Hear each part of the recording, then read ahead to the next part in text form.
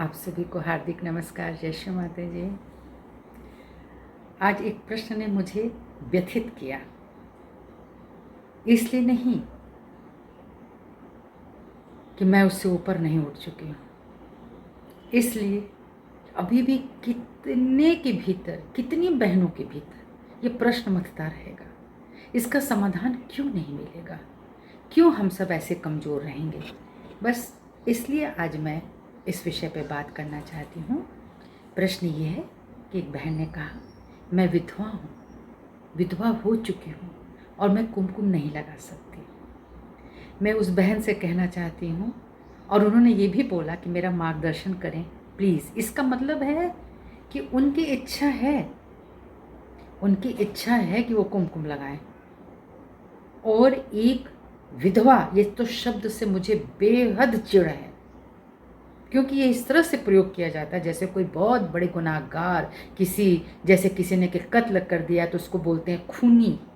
इसी तरह से हमारे यहाँ पे ये शब्द ना जिस प्रकार से इस्तेमाल किया जाता है वो बहुत ही अपमानजनक है। उतना तो विधुर के लिए नहीं किया जाता। किसी भी पुरुष की पत्नी अगर नहीं रहती है तो उसको ऐसा नहीं दिखाया जाता कि उसका सम्मान में कोई, समाज में कोई स्थान नहीं है, सम्मान नहीं है, वो शादी विवाह आर्टी पार्टी सब जगह बड़े आराम से जा सकता है। उसको लोग अरे अरे अरे नहीं कहते हैं, लेकिन स्त्रियों के लिए ये बड़ा ही जबरदस्त टैग है।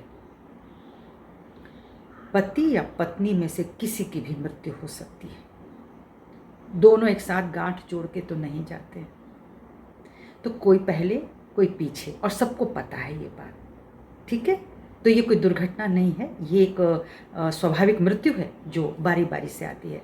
दुर्घटना हो तो कोई पानी में बह जाए और कोई धरती में समा जाए, दब जाए, वो एक अलग बात होती है। तो शुरू से ही, आज से नहीं, शुरू से ही मेरा विरोध रहा है इस बात के लिए कि विधवा है तो उसके बाल काटे जाएं, और विधवा है तो उसकी बिंदी हटा दी जाए, विधवा है तो उसकी चूड़ियाँ तोड़ दी जाए, विधवा है तो उसके श्रृंगार छीन लिए जाए। ये बहुत बड़ा पाप है, बहुत बड़ा पाप है। उसमें महिलाएं भी शामिल हैं। जो करती हैं ना वो भूल जाती हैं कि एक दिन उनका भी समय आएगा, और नहीं आएगा तो कोई बहुत अच्छा समय नहीं बीत रहा है कि पति है तो वो बहुत खुश है और बहुत ही आनंदमय है, ऐसा कुछ नहीं है। बहुत इतने मुखौटे ना हमारे समाज में हैं कि क्या कहा जाए। तो कहने का अर्थ ये है कि जब मैं शुरू से इसका विरोध करती रही तो कई लोगों ने मेरा विरोध किया कि हाँ बिछिया नहीं पहनते तो पायल। मैं ये कहना चाहती हूँ, मैंने इस पर बहुत कुछ लिखा है, मैंने कहानी भी लिखी है। मैं बस ये कहना चाहती हूँ कि एक बच्ची जब थोड़ी बड़ी होती है ना, स्वाभाविक तौर से, तो जैसे वो साड़ी पहनना चाहती है, अपनी माँ की नकल करना चाहती है, वह आपको खाना बना के खिलाएगी अपने पेरेंट्स को घर में। लड़का नहीं करेगा, लड़की करेगी। वह चाय बना के आपके सामने ले जाएगी और कहेगी कि इसको खाओ। तो ये एक नैसर्गिक गुण है। इसी तरह का नैसर्गिक गुण है स्त्रियों में, बच्चियों में सजना संवरना। ये परमात्मा ने दिया है। जिस तरह से लड़कों के उन्होंने जो मसल्स बनाए हैं, वो खेलने में कूदने में उनका चित्त तुरंत बाहर की तरफ चला जाता है। जो बच्चियां होती हैं ना, उनका चित्त अपने भीतर अपने ऊपर हो जाता है। देखिए वो गहन होती हैं, वह विचारक होती हैं। जितनी सुंदर विचारक स्त्रियों को मैंने देखा है उतना मैंने पुरुषों को नहीं देखा है। चलिए बहुत जो बड़े बड़े विचारक रहे उनके तो समाज के सामने आ जाता है, क्योंकि पुरुष वर्ग गए और समाज में वो मुखर होकर के घूम रहा है। लेकिन स्त्रियों के जो विचार होते हैं ना, वह जल्दी ऊपर तो नहीं आ पाते, क्योंकि वो कोई लेखिका नहीं होती, हर कोई ऐसा नहीं होता। पर घर जो चलाती है ना स्त्री, वह बहुत बड़ी विचारक होती है। ठीक है, तो मैं स्त्रियों को मानती हूँ कि बहुत बड़े विचारक हैं, आप माने या ना माने। तो वो बचपन से श्रृंगार करती है। हम ही लोग थे, छोटे से थे, माँ आकर के कुछ भी नया फ्रॉक पहना दी और लाल सैंडल दे दिया, सॉक्स दे दिया, कंगन दे दिए, हेयर बैंड दे दिए, हैं, छोटे छोटे क्लिप्स दे दिए। तो रिबन्स बनते थे उस समय हम लोगों के उस पर फ्रॉक से मैच करते हुए, तो बड़ा अच्छा लगता था। फिर मुझे याद है कि मैं थोड़ी और बड़ी हुई तो माँ ने मुझे छोटे से कान के बूंदे दिए, उसके साथ एक छोटी सी माला दी। मैं क्लास 8th में थी, और मुझे वो याद इसलिए है कि मैं उसको, इतना खूबसूरत मोतियों का था कि मैं उसको ऐसे रख कर के और करके मैं पढ़ाई कर रही थी और झुमकी धीरे धीरे हिल रही थी। मेरे पिता उधर से गुजरे और उन्होंने गरज दी। मुझे आवाज़ लगाई कि तुम पढ़ाई कर रही हो या श्रृंगार कर रही हो। वाजिब था उनका बोलना, लेकिन कहने का अर्थ है कि लड़की तुम्हें लुभाने के लिए कुछ नहीं कर रही है। समाज वालों, ये जो आप लोग सोचते हैं ना कि स्त्री सस्ती है तो मुझे लुभाने के लिए, लड़कों को लुभाने, ऐसा कुछ नहीं है। ये नैसर्गिक है। अब जो लुभाती होंगी नंगेपन करके, वो एक अलग बात है, मैं उसकी चर्चा यहाँ पे नहीं कर रही हूँ। मैं नैसर्गिक भावना जो ब्लेसिंग्स होती हैं स्त्रियों के लिए, लड़कियों के लिए, मैं उसकी बात कर रही हूँ। चलिए अब आगे और बढ़ते हैं। थोड़ी और क्लास बढ़ी तो माँ ने मुझे पायल दी। वो पायल झुनझुन करती, बड़ा अच्छा लगता था। दिन भर चलते रहो, झुन करता था। तो मेरे पिताजी ने बोला भी कि देखो बेटियां जब घर में होती हैं ना, तो कैसे घर में एक तरह की रुंझुन पना रहती है। बेटे घर से बाहर निकल जाते हैं, मैं शाम को लौटता हूँ तो बेटे खेले निकल जाते हैं, लेकिन बेटी ही है जो मुझे गिलास का पानी ला करके देती है, बेटी ही है जो मेरे सिर में तेल लगा देती है। तो और उसके बाद उनको बड़े खुश हो जाते थे। ऐसी कितनी ही बेटियों के बाप होंगे जो प्रसन्न होते होंगे अपनी बच्चियों से, उनके निर्मल प्यार को देख के, उनकी नैसर्गिक भावना को देख के वो लाएगी, अपने पिता को पूछ के लाएगी, है ना। तो ये हमेशा याद रखिए कि ये आपने नहीं दिया है, ये उसके भीतर इनबिल्ट है। श्रृंगार करने की भावना इनबिल्ट है। आप देवी श्रृंगार करते हैं तो देवी को जब विवाहिता नहीं भी करते हैं ना, कुंवारी का भी श्रृंगार आप करते हैं तो भी आप उसको पूर्ण रूप से सजाते हैं कि नहीं? देवी रूप में तो सजाते हैं, लेकिन जीवित रूप में किसी को आप देखना नहीं चाहते। ठीक है, अब आती है बारी जब वो बड़ी हो गई। तो मेरा ये कहना है कि जब विवाह होता है तब आप क्या करते हैं, ये जो हमारी स्थिति होती है ना, ये विराट की स्थिति होती है, और इस पर हमारे पूरे फेस पे जो ये चंद्र पक्ष है, इस पे नज़र लगती है स्त्रियों की बहुत ज़्यादा, है ना, और पूरी की पूरी विशुद्धि पर नज़र आ जाती है। तो ज़्यादातर स्त्रियों को ही नज़र लगती है, लड़कियों को ही नज़र लगती है, तभी क्योंकि वो कोमल होते हैं, उनके मसल्स कोमल होते हैं। इसीलिए श्री माता जी ने सहयोग में बताया कि जब आप स्लीवलेस पहनेंगे, आपके घुटने खुले होंगे तो आप बीमार पड़ जाएंगे, क्योंकि आपके मसल्स कमज़ोर हैं, मसल पावर कमज़ोर है। मैं आंतरिक शक्ति की बात नहीं कर रही हूँ, फिजिकल पावर में मसल्स कमज़ोर होती हैं, वीक होते हैं, कोमल होते हैं, टेंडर होते हैं। इसलिए उनको छुपा के बचा के रखना पड़ता है, ये कापुरुषों की नज़र से और भी गलत लोगों की नज़र से उनको बचा के रखना पड़ता है। तो आप देखिए विशुद्धि ढकने का कितना उपाय, एक विशुद्धि ये होती है, एक विशुद्धि ये होती है, विशुद्धि विशुद्धि विशुद्धि। आप विशुद्धि पूरा नेकलेस पहनते हैं, विशुद्धि कान में पहनते हैं, विशुद्धि हाथ में पहनते हैं, विशुद्धि पहले भी इस पर चर्चा हो चुकी है कि हम सब अपने विशुद्धि पैरों में पायल, जिसने बिछिया पहनते हैं विशुद्धि। तो ये पूरे विशुद्धि चक्र का खेल है, और विशुद्धि जो है वो ढकी रहती है। तो जब भी कोई आपको देखेगा, जैसे मान लीजिए कि मैंने आज ये चेन पहनी है, बहुत सारे लोगों, अभी तो शायद तस्वीर में नज़र नहीं आएगी, लेकिन अगर मैं किसी के सामने होंगी तो उनकी नज़र मुझ पर पड़ते ही मेरे चेन पे जाएगी, मेरी बिंदी पे जाएगी, मेरे चश्मे पे जाएगी, मेरे और भी अलंकार पे चली जाएगी। तो क्या होगा, मैं उस डायरेक्ट नज़र से बच जाऊँगी जिस नज़र से हमें बचना चाहिए। तो एक स्त्री का जब विवाह होता है तो उसको प्रतीक के तौर पे, सिर्फ हमारे हिंदू घराने में, ऐसा तो नहीं कि आप अन्य धर्मों में भी सिंदूर देख रहे हैं, नहीं देख रहे हैं ना, तो क्या वे विवाहिता नहीं है? सिर्फ इसलिए कि उनके धर्म में नहीं है तो बुरे हो गए? चाहे वो क्रिश्चियन है, पारसी हैं, मुस्लिम है, कोई भी है, सब लोग तो सिंदूर नहीं लगा रहे हैं। हम सनातनी हैं, इस उस पर हमको लगाना है। तो वो एक अलग बात कि आपका धर्म का ये एक पहनावा है, तो ये हमारे धर्म का पहनावा है कि हमने यहाँ पे लगाया और दुनिया को पता चल गया कि ये विवाहिता है।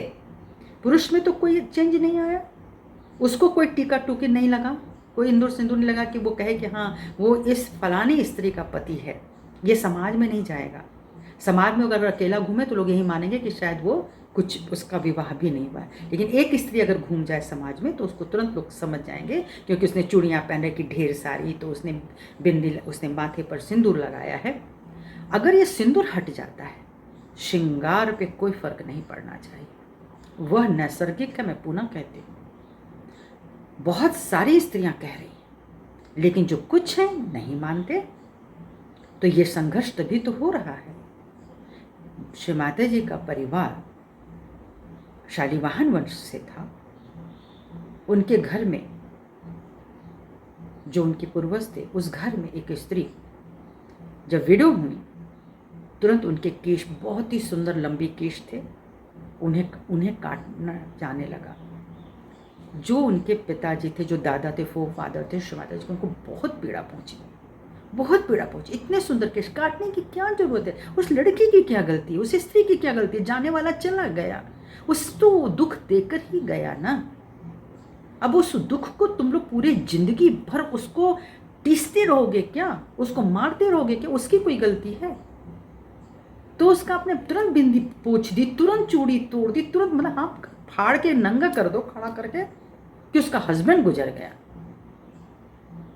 इसका बिल्कुल आक्रोश होता है, इसका आक्रोश है और आक्रोश रहेगा।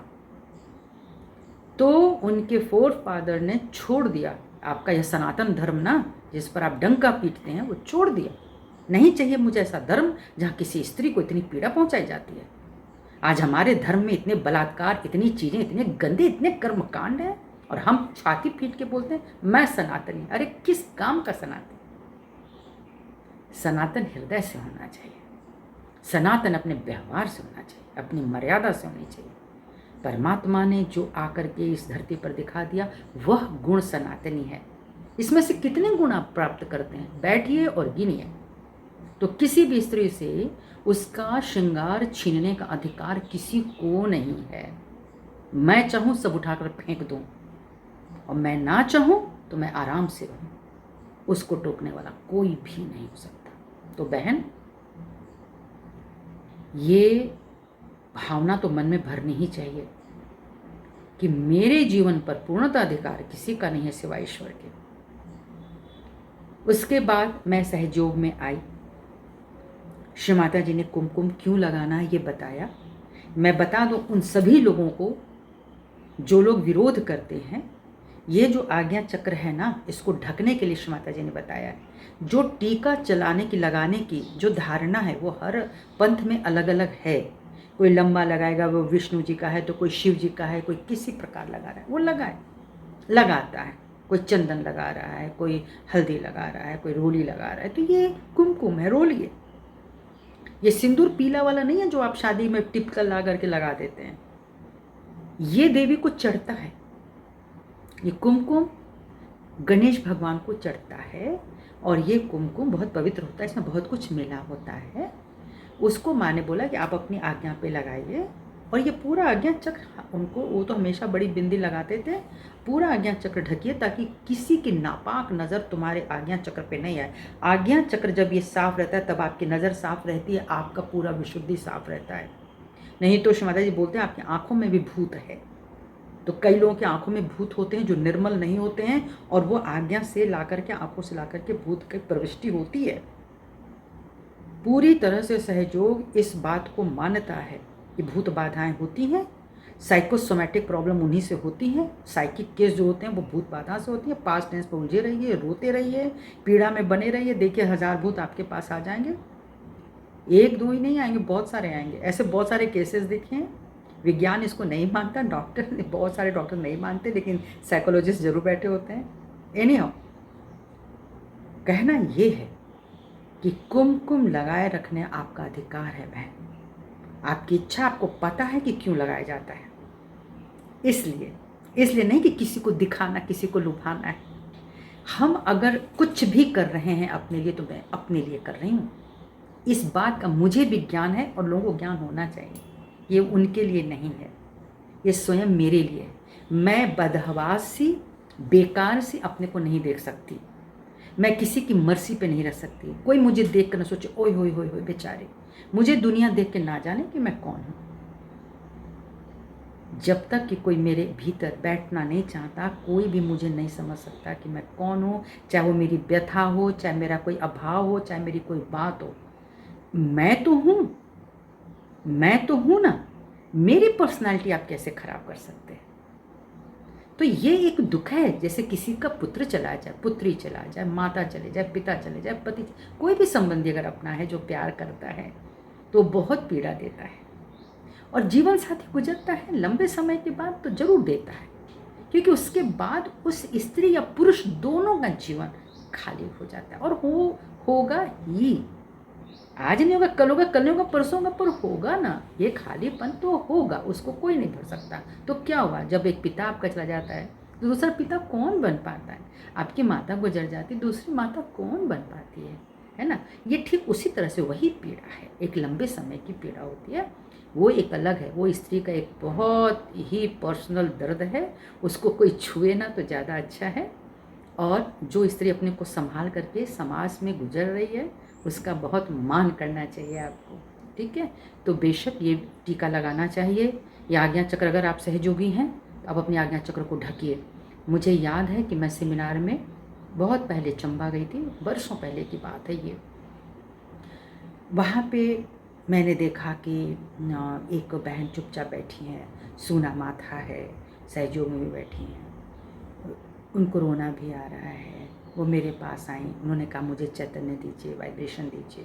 मैंने वाइब्रेशन दिया। फिर मैंने उनके बारे में पूछा। उनके पति तो गुजरे थे, उनको बहुत पीड़ा थी, हर हर आंसू गिर रहे थे। बहुत स्वाभाविक है, बहुत स्वाभाविक है। मैं महसूस कर सकती हूँ क्योंकि मैं उस दौर से गुजर चुकी अब। तो उस समय तो नहीं समझ में आता, कोई भी नहीं समझेगा भाई। तो मुझे लगा कि हाँ ये दुख है, बस उनका दुख चले जाना चाहिए। कैसा दुख, कितना बड़ा दुख, ये तो वही समझ रही थी। तो बहुत कम उम्र में ही पति गुजर गए थे, बच्चा बहुत छोटा था। और एक सही समय पर इंसान गुजरता है तो फिर वो भी एक सुकून देता है कि चलो ठीक से चले गए, सही समय से गए, कोई बड़ी बात नहीं। तो वो छोटे बच्चे के साथ थे, वो सहयोग में आए थे। और तो मैंने उनको बताया कि आपके माथे पर कुमकुम क्यों नहीं है? तो ऐसे उदास चेहरा तो देवी के दरबार में नहीं आते। तो बोले मुझे लोग ताने देंगे, ये कहेंगे, मेरे घर वाले नहीं मानते। मतलब किसी के घर वाले नहीं मानते। वो सब ये चाहते हैं कि पति गया तो स्त्री बिल्कुल एक साड़ी में लिपट करके सफ़ेद वो घूमती रहे वृंदावन की गलियों में। वो नहीं करना है सहयोग में। सहयोग में आप आत्मा हैं और आपकी अपनी एक पर्सनैलिटी है। आप कुमकुम लगाएं और सबको, दुनिया को बताएं ये मेरे अपने हृदय की निशानी है, ये मेरे गुरु माँ का आशीर्वाद है, ये उन्होंने दिया और हम लगाएंगे। वो किसी और को दिखाने के लिए नहीं है। उनको हिम्मत आई और मैंने उनको वहाँ पे एक टीका लगाया उनके आज्ञा चक्र पे। उनका चेहरा बदल गया, नूर आ गया चेहरे पे। इतनी खुश उसके बाद से उन्होंने उसको कायम रखा। ऐसे ही हम अपने केंद्र पर, प्रयागराज केंद्र पे थे, ऐसे बहुत सारे लोग हमें मिले जिनके पति गुजर चुके थे। उनके भीतर में ये जो वैधव्य का भावना आ गया था वो बहुत ज़बरदस्त था। लेकिन सहयोग के ध्यान से, धारणा से, प्रेम से उन लोगों ने पुनः अपने को प्राप्त किया। और बहुत अच्छे से, मैं जब अच्छी अच्छी साड़ी पहन करके जाती थी तो उनका भी मन ललचता था। तो मैं उनको प्रमोट करती थी, मैं उनको इतना मोटिवेट करती थी कि आप पहनो, आप इन रंगों से, उससे मेरे भीतर जो है सो है। आज मेरा मन करेगा मैं सफ़ेद पहनूंगी, आज मेरा मन करेगा तो मैंने पीला पहना, आज मेरा मन करेगा मैं लाल पहनूंगी। तुम मुझे टोकने वाले नहीं हो। लेकिन मेरी अपनी भी एक स्थिति है, मुझे क्या करना चाहिए, बस उसी स्थिति पे। क्योंकि हम लोग ध्यानी लोग हैं और ध्यान का ज्ञान बहुत अद्भुत होता है। वो सिर्फ किसी के कहने से कि ऐसा नहीं करना चाहिए हम नहीं समझेंगे, हम अपनी बात समझेंगे। तो वहाँ बहुत सारे हमारी बहनों को रौनक आई। वैसे एक बहन ने बिछिया पहन रखी थी, उनको बहुत अच्छा था। उनके हस्बैंड नहीं थे, बहुत पहले गुजर गए थे। बिछिया पहनी थी। बिछिया पायल तुम रोकोगे क्या मुझे पहनने से? मेरा पति बिछिया है, मेरा पति पायल है, चूड़ियाँ हैं। अरे ये मेरे शौक है, श्रृंगार है, इसलिए पहना जाता है तो हम और पहनते हैं। ठीक है, क्योंकि अब एक पति है, एक व्यक्ति मुझे मिल गया है। हाँ वो पति, अब उसकी आड़ में मुझे, मैं जो भी पहन लूँ, है ना। लड़कियां तो नंगे घूम रही हैं। वो उसके बाद उन किसी को आप देख लीजिए, वो श्रृंगार भी नहीं है, वो नहीं पहनना चाहती चूड़ियाँ, नहीं लगाना चाहती बिंदी, नहीं लगाना चाहती गले में मंगल। तो आप क्या कर लेंगे? वो तो मुझे पता भी नहीं चलता किसी का विवाह हुआ है या नहीं हुआ है। बहुत सारी ऐसी स्त्रियाँ दिखती हैं, लड़कियाँ दिखती हैं। कहने का अर्थ है कि ये जो परंपरा बना दी गई थी ये अपना ही शौक पूरा करने के लिए था कायदे से। तो जिन स्त्रियों को श्रृंगार का शौक है वो तब पूरा कर रही थी, जिनको नहीं है वो अभी भी नहीं कर रही हैं। तो उस बहन ने बिछिया पहन रखी थी, किसी ने टोक दिया, अरे आप तो विधवा हैं, आपने बिछिया क्यों पहनी? शर्म नहीं आई बोलते समय? सिर्फ तुम ही पहनोगी क्योंकि तुम्हारे दिमाग में ये लाल रंग भरा हुआ है, इसका अहंकार है। पति चाहे रोज लात मारे, शराब पी करके आए, गलत नज़र रखें सब पर, लेकिन वो पति है। ये कड़वी सच्चाई है, स्वीकार कर लें। मेरा पति ऐसा नहीं हो सकता, मेरा पति वैसा नहीं हो सकता, आप सबको सच्चाई पता है, ठीक है। आप इज्जत करें। जो पति पत्नी का रिश्ता होता है बहुत ही विश्वास का होता है, इज्जत का होता है, लेकिन जिसके नहीं है, चाहे पति या पत्नी, उनको ताने ना मारें, आपका अधिकार नहीं है। वो जितनी उम्र लिखा कर लाए थे वो अपना उम्र पूरा करके चले गए, उसमें स्त्री का कोई दोष नहीं। हाँ, विवाह हुआ, वैसा ही कुछ पहले से चला आएगा। परमात्मा ने कहा होगा तुमको इतने दिन इसके साथ रहना, उसके बाद ऐसे रहना, ठीक। तो वो अपनी एक गति है। दुनिया में बहुत आराम से रहें, टाट से रहें। आप कुमकुम लगाएं, आप बताएं क्या गुरु का प्रसाद है। जब मेरे हस्बैंड की डेथ हुई तो ये ऐसा मत समझिएगा कि मेरे पास समाज नहीं था जो ताने मार देता, वो शब्दों से मुझे नोच डालता, फेंक देता। लेकिन पता नहीं ऊपर वाले की रहम थी, कोरोना का समय था, वो कोई मेरे पास आ ही नहीं सकता था। मुझे बिंदी लगानी थी, मुझे टीका लगाना था, क्योंकि टीका मैं किस भाव से लगा रही हूँ, वो मेरे गुरु माँ का प्रेम, ये मैं प्रेम का टीका, मैं यहाँ पे शिव महाविष्णु का स्थान मान करके मैं ये टीका लगा रही हूँ। मैं यीशु का मान करके टीका लगा रही हूँ। मैं किसी भी धर्म के प्रेम में टीका लगा रही हूँ। ये मेरा अपना शौक है और मेरी आज्ञा चक्र ढकी रहे, किसी के भी गलत नज़रों में ना आए, इसलिए टीका लगाया। सो मैंने टीका लगाया। जब मेरे कुछ संबंधी मुझसे मिलने आए, जिनको ना मेरे रोने से, ना मेरे होने से, ना होने से बहुत फ़र्क नहीं था, मैंने उनसे बोला ये मैं लगाऊंगी, तो कृपा करें आप लोग इस पर बिल्कुल भी टीका टिप्पणी ना करें, नहीं कीजिएगा, और इसे मैं लगाऊंगी। क्योंकि और वो लोग शुरू से मुझे 23-24 वर्षों से मुझे देख रहे थे इस तरह से, तो उनको भी कुछ फ़र्क पड़ा नहीं, ठीक है। सिर्फ माथे का सिंदूर हटा, कोई बात नहीं, बहुत सारे बंधन टूटते रहे हैं, ठीक है। तो मैं फिर आपसे कहती हूँ, आप कुमकुम लगाएं। लगाने से आपका आत्मविश्वास बढ़ेगा, आपको स्वयं का चेहरा देखने में अच्छा लगेगा। क्यों हम 24 घंटे ये लटका के करें कि हमारे जीवन से कोई चला गया। सिर्फ एक व्यक्ति के जाने से मेरा पूरा जीवन समाप्त नहीं हो सकता है। हमारे इर्द गिर्द और भी लोग हैं, वहाँ भी प्रेम देना है, समाज में रहना है हमको। हमें प्रभु ने जीवित कर रखा है, तो हमें ढंग से रहना है। इसलिए अपने आज्ञा चक्र की सुरक्षा के लिए आप कुमकुम लगाएं, आप लगाएं। कौन है जो आपका हाथ पकड़ सकता है। जिस दिन आपके भीतर आत्मा का विश्वास आएगा कि आप सिर्फ वह नाम व शरीर नहीं हैं, तो आप ये काम कर सकेंगे। जय श्री।